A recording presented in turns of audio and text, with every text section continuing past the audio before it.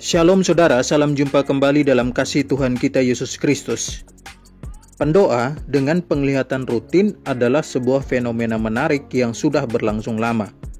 Apakah memang benar bahwa Tuhan selalu memberikan petunjuk berupa penglihatan kepada mereka sebagai bentuk jawaban atas masalah yang sedang dihadapi oleh semua orang yang didoakan mereka? Simak video ini sampai tuntas agar paham.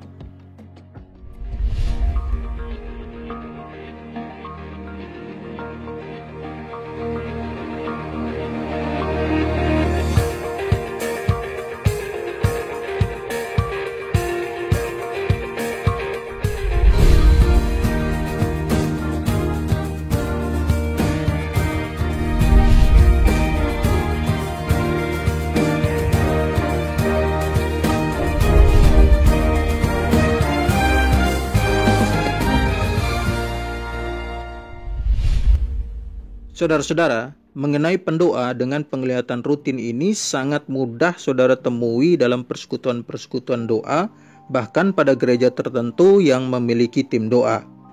Dalam pelayanan tersebut, biasanya si pendoa di saat mendoakan seseorang selalu mendapatkan petunjuk berupa penglihatan yang diklaim sebagai petunjuk dari Tuhan, lalu mereka yang didoakan diharapkan untuk mengikuti petunjuk dalam penglihatan tersebut agar masalah yang mereka sedang hadapi dapat teratasi. Sekarang kita lihat beberapa contoh kasus.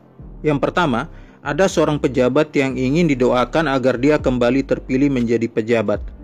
Ketika didoakan, si pendoa mendapat penglihatan bahwa orang ini akan kembali terpilih. Lalu si pendoa memberikan ayat-ayat Alkitab, ini juga merupakan petunjuk, agar dibaca dan diyakini. Biasanya ayat yang diberikan itu tentang keberhasilan. Saudara perhatikan contoh kasus tadi. Bagaimana cara membuktikan bahwa penglihatan dari pendoa ini benar atau tidak, itu dapat dipastikan dengan terpilihnya kembali pejabat tersebut atau tidak. Jika tidak, maka jelas itu penglihatan palsu. Namun saudara, dalam beberapa kasus, jika pejabat tersebut akhirnya tidak menjabat lagi, biasanya pejabat tersebut dianggap kurang iman oleh si pendoa karena tidak benar-benar meyakini ayat-ayat Alkitab yang diberikan sebagai petunjuk agar berhasil. Dengan mempersalahkan pejabat yang dianggap kurang iman itu, maka nama baik dan pelayanan pendoa tersebut tetap terjaga. Tapi saudara, apakah memastikan terpilih kembali atau tidak adalah satu-satunya cara untuk menguji penglihatan ini benar atau tidak? Tidak, saudara. Ini bukan satu-satunya cara, melainkan hanya salah satu cara. Cara yang lain yang bisa digunakan untuk memastikan benar atau tidak adalah dengan memperhatikan ajaran yang dibangun oleh si pendoa.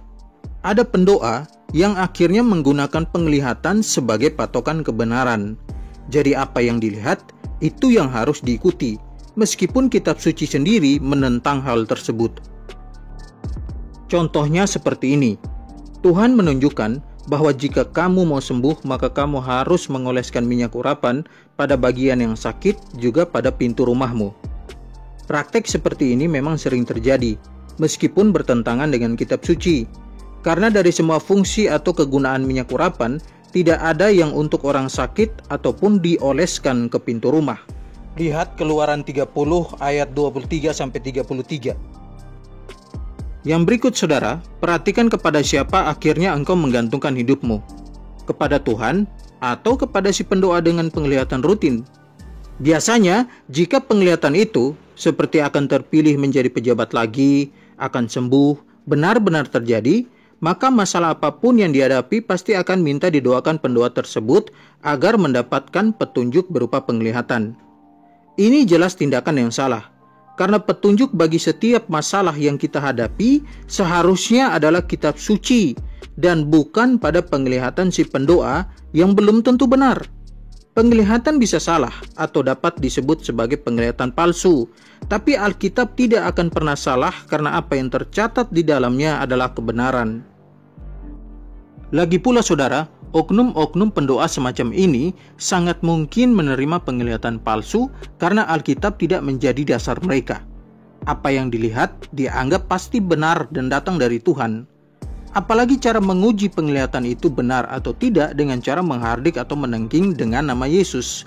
Dan jika penglihatan itu datang lagi, maka itu pasti dari Tuhan. Sedangkan cara menguji penglihatan yang tepat itu bukan dengan menghardik atau menengking dengan nama Yesus, tapi penglihatan tersebut harus diuji dengan kitab suci. Buka Alkitabmu dan temukan di sana apakah penglihatan itu benar atau tidak. Contoh kasus yang kedua, seorang yang sakit ingin sembuh lalu minta didoakan oleh pendoa dengan penglihatan rutin ini, dan akhirnya memperoleh petunjuk dalam penglihatan bahwa orang ini sakit karena disantet oleh tetangganya atau keluarganya sendiri. Nah, kalau kasus seperti ini memang banyak terjadi. Jika ada yang sakit, itu pasti karena disantet. Padahal saudara, kondisi sakit itu bisa disebabkan oleh banyak hal. Bisa karena kelelahan, karena pola makan dan istirahat yang tidak teratur, juga bisa karena faktor genetik. Nah, bahayanya adalah ketika orang yang sakit dikarenakan faktor-faktor yang sudah saya sebutkan tadi menganggap bahwa memang benar dia telah disantet oleh tetangganya atau saudaranya sendiri, sehingga akhirnya menimbulkan kebencian. Berhati-hatilah saudara.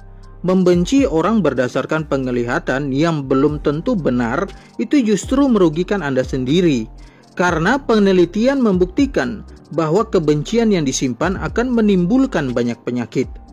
Untuk itu, gunakan akal sehat Anda.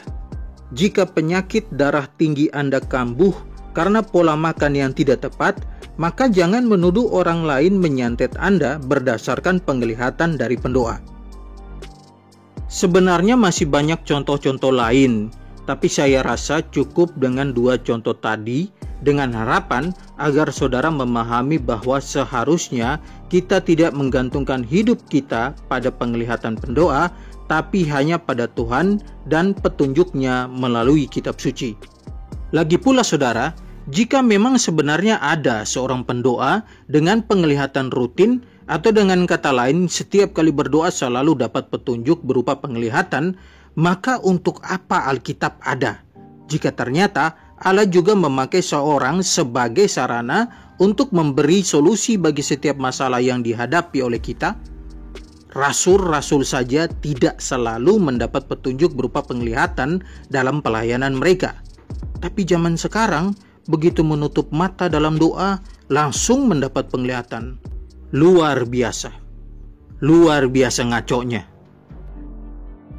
Saudara jangan salah memahami maksud saya. Saya tidak sedang menentang pengalaman rohani dalam hal ini penglihatan, karena Alkitab pun menyatakan hal ini. Yang saya tekankan di sini adalah jangan mudah percaya jika seorang berkata, saya mendapat petunjuk berupa penglihatan buat Anda. Juga jangan menggantungkan hidup Anda pada penglihatan dari pendoa. Semoga mencerahkan saudara semua. Tuhan memberkati saudara semua. Shalom.